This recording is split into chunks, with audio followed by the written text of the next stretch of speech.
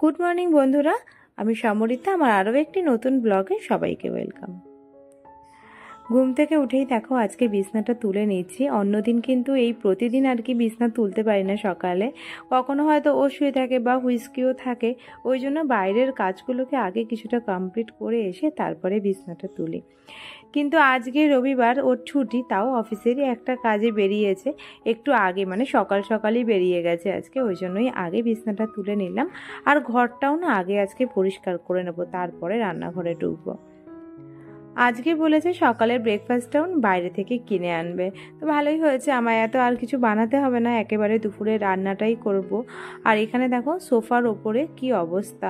সোফার কভারটা প্রতিদিন ঠিক করি, তারপরেও এত ঝাপালাফা করে হুইস্কি যে প্রতিদিনই এরকমভাবে বেঁকে যায়। আর আমি একটু ভালো করে সকালবেলায় ঝেড়ে নিয়ে তারপরে এইভাবে সাইডগুলো গুঁজে দিই, তাহলে না বেশি তাড়াতাড়ি নড়ে না। যদি সাইডগুলো না গুঁজে তাহলে তো একবার বসলে পরেই আবার সমস্ত সরে যায়, ওই জন্যই একটু ভালো করে গুঁজে দিই ভেতর করে। কুশনগুলোও দেখো অনেক দিন ধরে ইউজ করতে করতে আর কুশনগুলো বেশ বড়, ওই জন্যই না পিঠটা রাখতে রাখতে মাঝখানে সব একসঙ্গে তুলোগুলো হয়ে যাচ্ছে। ওগুলোকেই একটুখানি প্রতিদিন হাত দিয়ে দিয়ে ডলে ডলে মোটামুটি সোজা করার চেষ্টা করি, কিন্তু তাও খুব একটা ভালো আর নেই এখন, কুশনগুলো প্রায় খারাপই হয়ে এসেছে। তো ব্যাস হয়ে গেল, এবার ঘরটার একটু ঝাড় দিয়ে নেব, নিয়ে তারপরে রান্নাঘরে যাব। রবিবার দিন রান্না বান্নার একটা তাড়া আমার থাকে, মানে রান্নাটাই রবিবারে বেশি থাকে বলতে পারো, অন্যান্য কাজগুলো একটু কমই করি। তার কারণ হচ্ছে এই রবিবারটাই যেহেতু ও বাড়িতে থাকে, তো আমি চেষ্টা করি একটু 2-3 রকমের তরকারি বা চচ্চড়ি এসবগুলো করার। তো আজকে সবজিপাতি কিছু নেই, ওই জন্য বলেছে যে একবারে যখন ও ফিরবে তখনই সব সবজি টবজি নিয়ে ফিরবে, তারপরে আমি রান্না বসাবো। তাই রান্নাটা বসাতে আজকে বেশ দেরিই হবে। আর রান্না করার পরে না আজকে আর আমি যেমন সময় পাবো না, ওই জন্যই আগে ঘরটাকে একটু ঝাড় দিয়ে নিচ্ছি। ঘরটাকে ঝাড় দিলাম, কিন্তু দেখো এত ফাড় হয়েছে ওর, তো ওই জন্য ঝাড় দিয়ে সবটা আমি ঠিক করে সরাতে পারি না একেবারে, ওই জন্য ভ্যাকিউম করে নিই। ভ্যাকিউম করলে না চারিদিকে যত যা কিছু লোম থাকে বা নোংরা থাকে সবই কিন্তু এর মধ্যে চলে আসে। ওই আমার কাজ কমপ্লিট হতে না হতেই ও চলে এসেছে। ভালোই হয়েছে, ঘরটা ঝাড় দিয়ে নিলাম, এবারে একটা টাইম করে একটু মুছে নেব। আর আজকে দেখো নিয়ে এসেছে কড়াইশুঁটির কচুরি। এই কচুরিটা না আমার খেতে খুব ভালো লাগে। এবার বাড়িতে তো একদিনও বানানো হলো না, আমিও আমার বাড়ি যখন গেছিলাম তখন বানিয়েছিল মা, অনেকদিন খেয়েছি, কিন্তু এই বাড়িতে আর বানাইনি এখন অবধি। একদিন বানাবোই, কড়াইশুঁটি তো প্রায় শেষই হয়ে এলো। আর এখানে দেখো 2 রকমের তরকারি দিয়েছে, একটা হচ্ছে ছোলার ডাল আর একটা আলুর দম, মানে যে যেটা নেবে। তা আমি না আলুর দম অতটা ভালো খাই না বলে আমার জন্য একটু ছোলার ডালই নিয়ে এসেছে।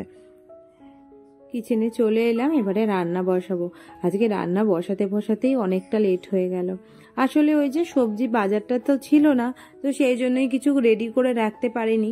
ও সব নিয়ে এলো, এখন গুছিয়ে তারপর সব কাটাকাটি করে রেডি করে নিলাম। এইবারে রান্নাটা বসাবো। সবকিছু দেখবে কাটাকাটি বাটাবাটি সব রেডি থাকলে রান্না করতে কিন্তু অতটা সময় লাগে না। আজকে দেখো যে 2টো পদ রান্না করব, দুটোরই সেম মশলা। বাঁধাকপি করব আর একটু মাংস করব, দুটোরই আদা পেঁয়াজ রসুন সবই লাগবে। তবে বাঁধাকপিটা নিরামিষ, মানে বাঁধাকপিতে কিন্তু চিংড়ি মাছ বা মাছের মুড়ো কিছুই দেব না। আসলে একটু চিংড়ি মাছ দেবো ভেবেছিলাম, ও তাই বলেছিল, ও চিংড়ি মাছ দিয়ে বাঁধাকপিটা খেতে ভালোবাসে, কিন্তু সেটা আজকে আর পাওয়া গেল না। না চিংড়ি না মাছের মুড়ো কিছুই পাওয়া যায়নি, ওই জন্যই নিরামিষভাবে করব। নিরামিষ কিন্তু আদা পেঁয়াজ রসুন দেবো।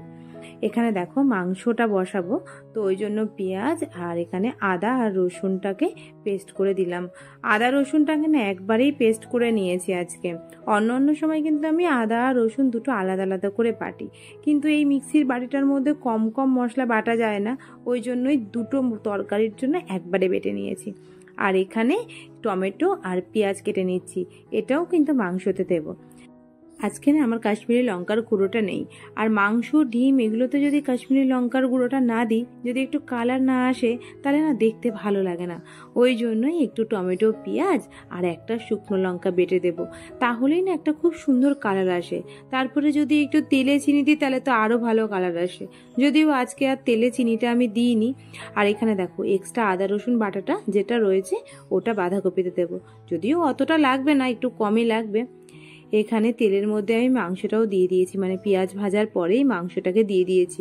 আসলে আজকে মশলাটা বাড়তে একটু সময় লেগে গেল, তো নাহলে অন্য সময় আমি তেলের মধ্যেই মশলাটা কষিয়ে নিয়ে তারপরে মাংস দিই। তবে এটাও আজকে কিন্তু খারাপ হয়নি, খুবই ভালো হয়েছে খেতে। দেখো খুব সুন্দর একটা কালারও চলে আসবে এটা করতে করতে।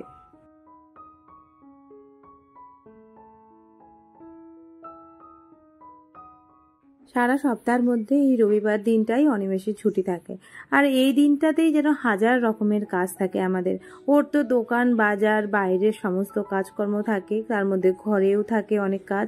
আর আমারও তো ঘরে এত কাজ থাকে সকাল থেকে, যে তারপরে সন্ধেবেলায় যে একটু কোথাও বেড়াতে বাইরে টাইরে যাব সেইটা আর ইচ্ছা করে না। আগে সারা সপ্তাহ ধরে ভাবতাম যে কবে রবিবারটা আসবে, তারপরে একটু ঘুরতে যাব।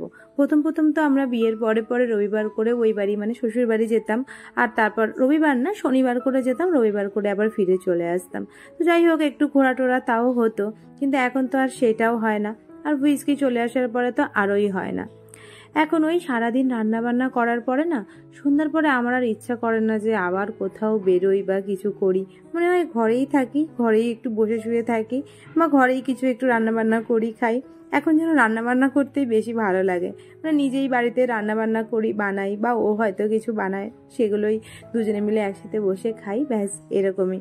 এদিকে দেখো মাংসের মধ্যে সব মশলাগুলো দিয়ে দিলাম, নুন হলুদ জিরে গুঁড়ো আর একটু ঝাল লঙ্কার গুঁড়োটা দিয়ে দিলাম, দিয়ে এবার ওটা আস্তে আস্তে কষানো হোক। আর এদিকে বাঁধাকপিটাকে বসিয়ে দিই। এই বাঁধাকপিটা হতেও বেশ অনেকক্ষণ সময় লাগবে, বাঁধাকপিতে তো আবার জল থাকে। যদিও আমি ঝুড়ির মধ্যে করে রেখে দিয়েছি কিছুক্ষণ, যাতে না জলটা ভালো করে ঝরে যায়। তারপরে একটু কষিয়ে নেব বাঁধাকপিটাকে। এখানে পেঁয়াজ শুকনো লঙ্কা আর তেজপাতা দিলাম, আর হচ্ছে আদা রসুনের অল্প বাটাটা ছিল, ওটাই একটু অল্প করে দিয়ে দিলাম। নিরামিষ বাঁধাকপিটা খেতে অতটা ভালো লাগে না, একটু ওর মধ্যে মনে হয় যে আদা পেঁয়াজ রসুনটা পড়লেও যেন ভালো লাগে। আবার এই দেখো একটু মটরশুঁটিও দেবো, মটরশুঁটিগুলোকেও আজকে নিয়ে এসেছে। মটরশুঁটিটা অনেকটা করে নিয়ে আসলেন, একবারে ছাড়িয়ে রেখে দিই, তাহলে বেশ অনেক দিন আমার থাকে, আর প্রতিটা রান্নাতেই অল্প অল্প করে দেওয়া যায়। এবার একটু টমেটো দিয়ে দিলাম, ভালো করে এবার মশলাটাকে একটু কষিয়ে নেব। একটু জিরে গুঁড়ো ধনে গুঁড়ো হলুদ নুন সব দিয়ে দিয়েছি, দিয়ে এবার ভালো করে মশলাটাকে কষিয়ে নেব।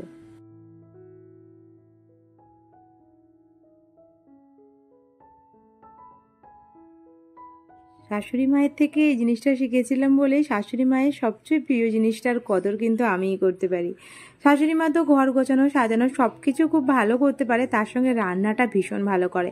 আর আমার শ্বশুর বাড়ির সবাই মানে শ্বশুর মশাই বর সবাই খেতে খুব ভালোবাসে, ওই জন্য রান্নাটা জানাটা খুব দরকার ছিল। তো যাই হোক আমিও রান্না করতে ভালোবাসতাম, তো ওই জন্য আরও তাড়াতাড়ি শিখেও নিয়েছিলাম। বিয়ের পরে ওখানে 1-1.5 মাস মতন ছিলাম, সেই কটা সময়ের মধ্যে কিন্তু রান্নাগুলো শিখে নিয়েছিলাম। আর এখন চচ্চড়ি ঝাল মানে নিত্যদিনের যে রান্নাগুলো সেগুলো বলতে পারো খুবই ভালো পারি। আমার বর তো একটা সবচেয়ে বড় ক্রিটিক্স, যেটা যে কোনো কিছু করে আগে যদি ওকে দিই আর ও যদি বলে ভালো হয়েছে, তাহলেই আমি বুঝি যে হ্যাঁ ভালো হয়েছে। আর ও যদি বলে যে না ভালো হয়নি, তখন সত্যি সত্যি আমি ভেবেই নিই যে না ভালো হয়তো হয়নি রান্নাটা। এখানে দেখো বাঁধাকপিটাও আমার প্রায় হয়ে এসেছে। এইবারে আমি একটু স্কোয়াশ ভাজা করব। কালো জিরে আর কাঁচা লঙ্কা ফোড়ন দিয়ে নিয়েছি, আর একটু পেঁয়াজও দিয়েছি স্কোয়াশের মধ্যে। এটা কিন্তু ডায়াবেটিস সুগার যাদের আছে তাদের জন্য খাওয়া খুবই ভালো, মানে আলুর পরিবর্তে। আর এক্স্যাক্টলি এটা ভাজা করার পরে না একদম আলু ভাজার মতনই লাগে। ফার্স্ট টাইম আমরা পাহাড়ে গিয়ে খেয়েছিলাম, পাহাড়ে এই স্কোয়াশটা সবাই খুব খায়, ওখানে বেশি অ্যাভেলেবেল। আর ওখানে আলু দিয়ে ভাজা বলো বা আলু দিয়ে তরকারি বলো মাছের ঝোলে বলো সব কিছুর মধ্যেই ওরা ওটা দেয়। স্নান করে চলে এসেছি, এখন পুজোও দিয়ে নিলাম। এবার একটু তুলসী মঞ্চে জল দিয়ে তারপর খেয়ে নেব।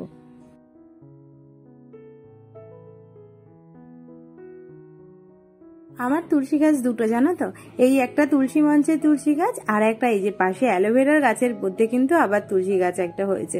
তো দুটোতেই একটু একটু করে জল দিয়ে নিলাম। আর এবারে চলো লাঞ্চ করে নেব। দেখিয়ে দিই কি কি করেছি। স্কোয়াশ ভাজা আর একটু পেঁয়াজ আর লেবু কেটে নিয়েছি, আর এই যে বাঁধাকপিটা, এটা করতেই অনেকটা সময় লাগলো। আর এই যে মাংস দেখো কি সুন্দর মাংসের কালারটা এসেছে, আর কালকের একটুখানি ডাল ছিল।